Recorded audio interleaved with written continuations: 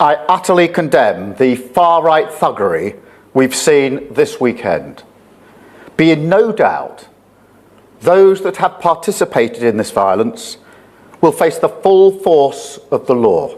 According to the information we have just received, Keir Starmer has been accused of potentially violating the Online Safety Act by allegedly spreading false information regarding the instigators of recent riots across the UK.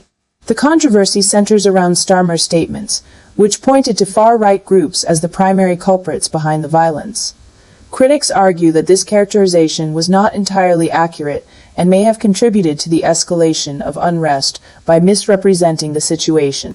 But it does suggest that Keir Starmer's analysis, his initial claim that these riots were organised by far-right agitators, many of them from outside the areas where the disorder took place, was itself fake news. So one of the ironic implications of this, Patrick, is that the Prime Minister himself may be guilty under the offence created by the Online Safety Act of knowingly publishing false information which has a harmful effect. I mean, you could argue that by blaming far-right agitators from outside the areas where the riots were taking place, Keir Starmer effectively encouraged counter-protesters, Muslim counter-protesters for the most part, to form mobs, to police areas, to identify and attack people they thought were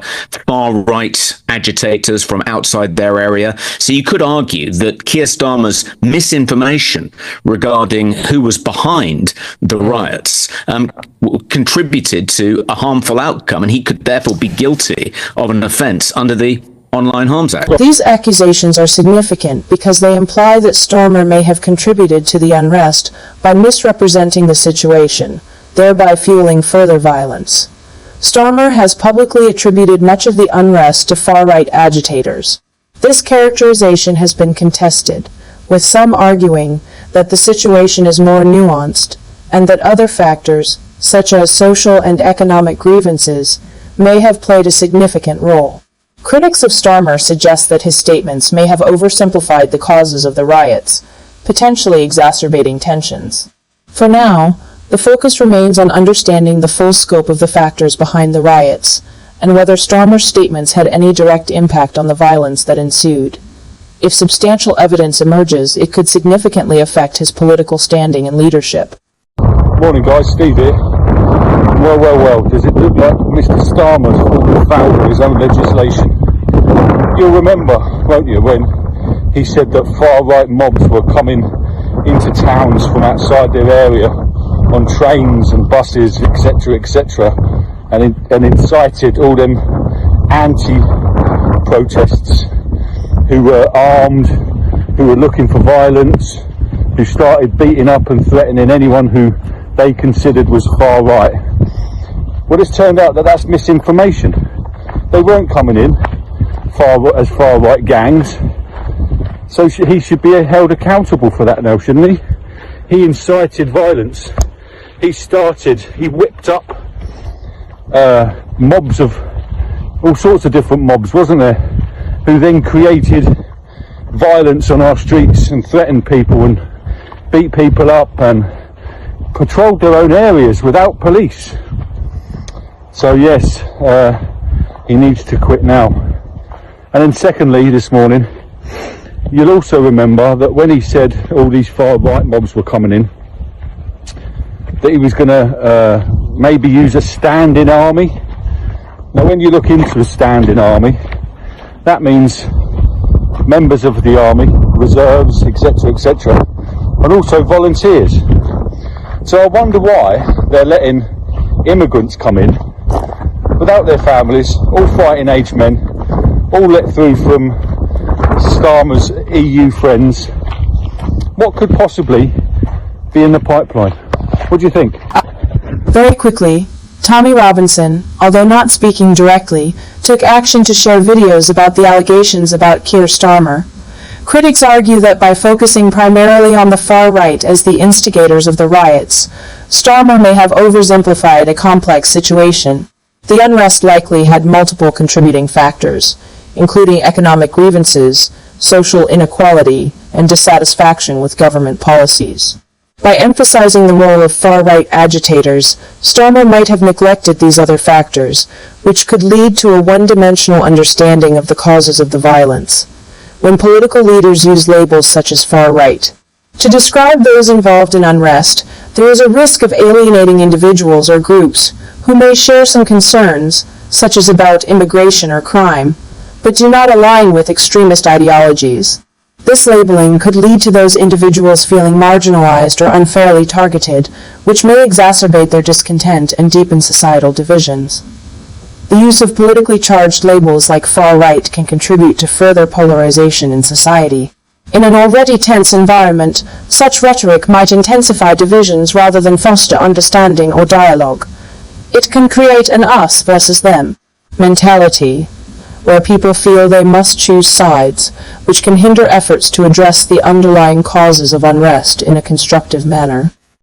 We are prioritising the locking up of people for their thoughts, for their words on social media and so on and so forth. Have we got our priorities right? Well, no, we haven't. And I've said this before on GB News, and I'll say it again. I think the Prime Minister is guilty of politicising the criminal justice system, politicising the riots, politicising what people are saying online in order effectively to implement his own political ideology, which in my view is basically open borders, and he's managed to classify anyone who wants to bring rampant immigration down to manageable figures as far right. Mm-hmm. And the only motive that I can see in doing that is to discredit their position.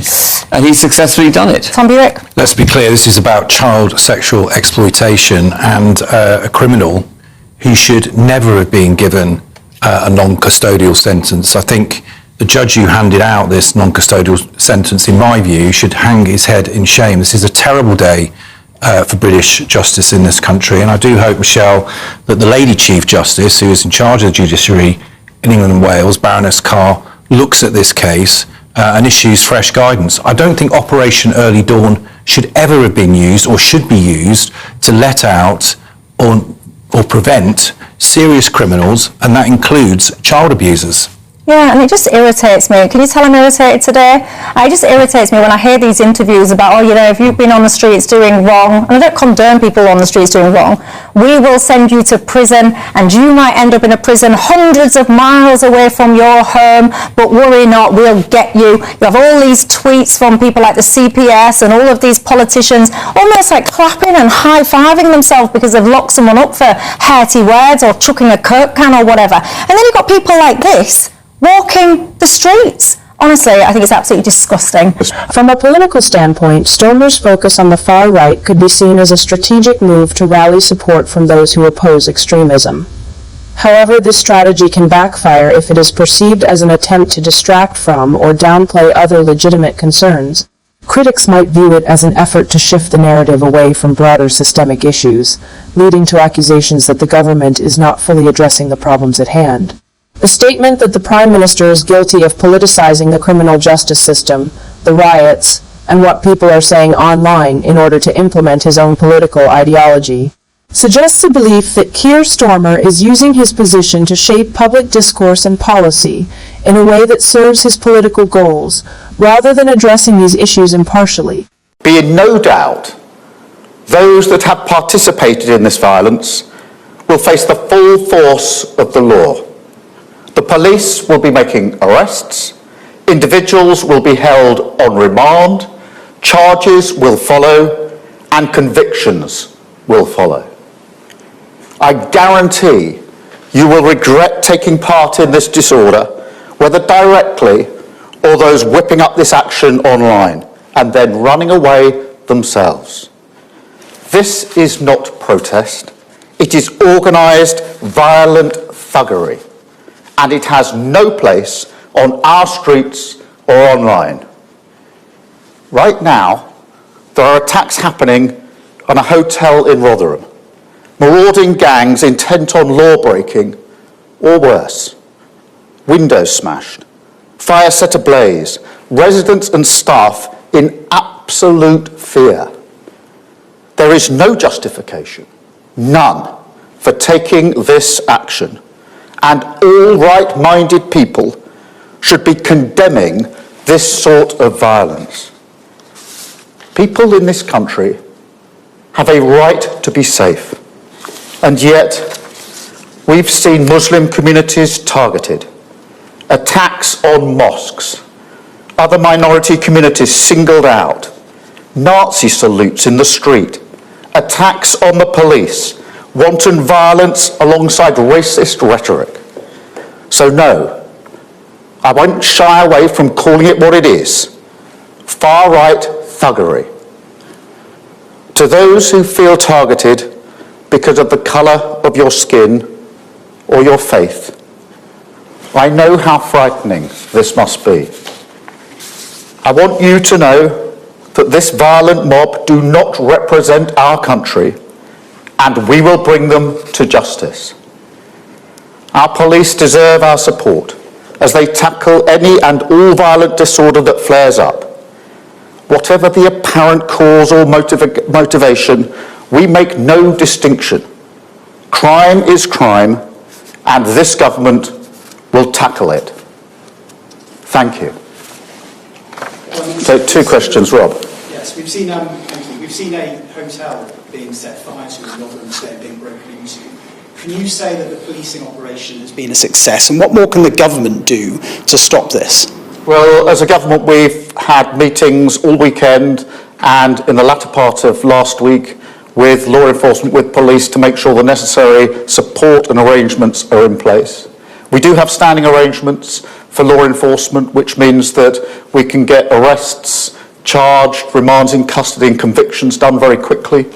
I myself was part of that in 2011 when I was Director of Public Prosecutions, and I'm determined we will do whatever it takes to bring these thugs to justice as quickly as possible.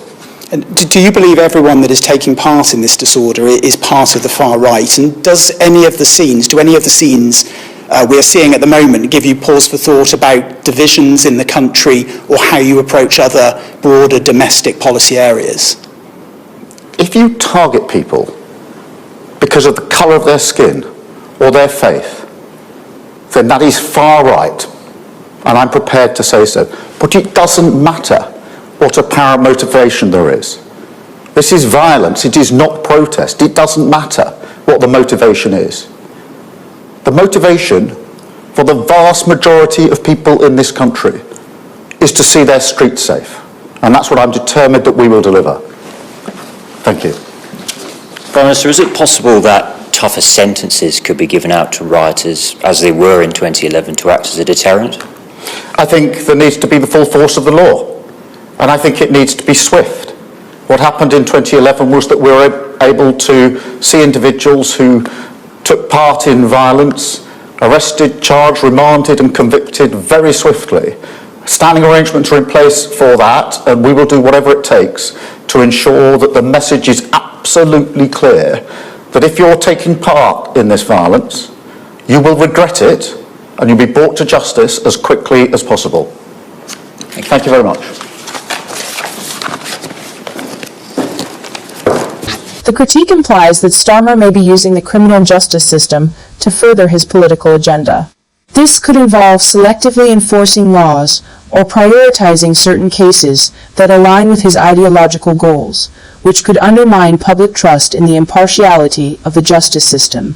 By focusing on certain elements, such as labeling the riots as driven primarily by far-right agitators, Starmer might be shaping the narrative to serve his political purposes. This could be seen as an attempt to consolidate support from those who oppose extremism while potentially ignoring other factors contributing to the unrest. The assertion also suggests that Starmer is leveraging concerns about what is being said online, perhaps through the Online Safety Act or other regulations, to control or suppress dissenting views. This could be perceived as an effort to silence opposition or criticism under the guise of maintaining public order or combating extremism.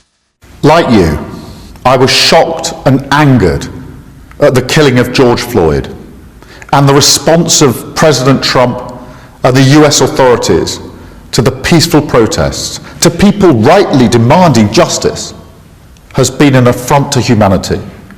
The last week has shone a spotlight on the racism, discrimination and injustice experienced by those from black and minority ethnic communities in the US, in the UK and across the world.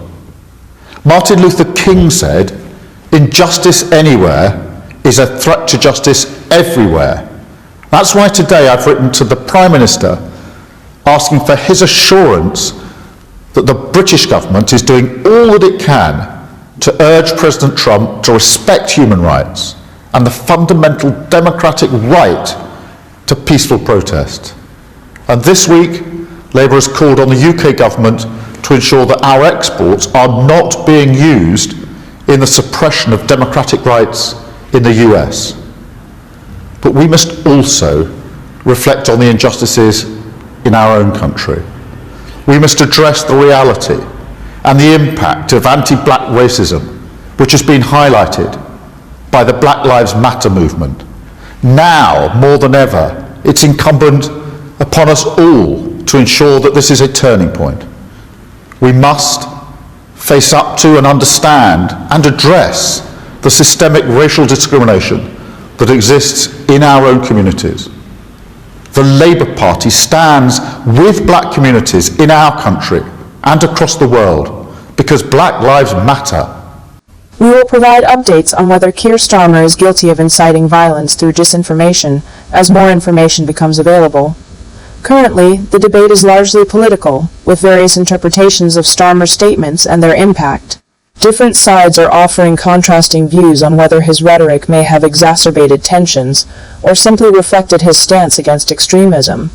This ongoing discussion raises broader concerns about the responsibility of political leaders to accurately frame issues, especially during crises. It also underscores the need for public statements to be made with careful consideration of their potential consequences. Further investigations and inquiries may be necessary to fully understand the impact of Starmer's statements and to determine whether they actually contributed to inciting violence. This situation highlights the complexity of balancing strong political messaging with the need for precision and accountability in leadership.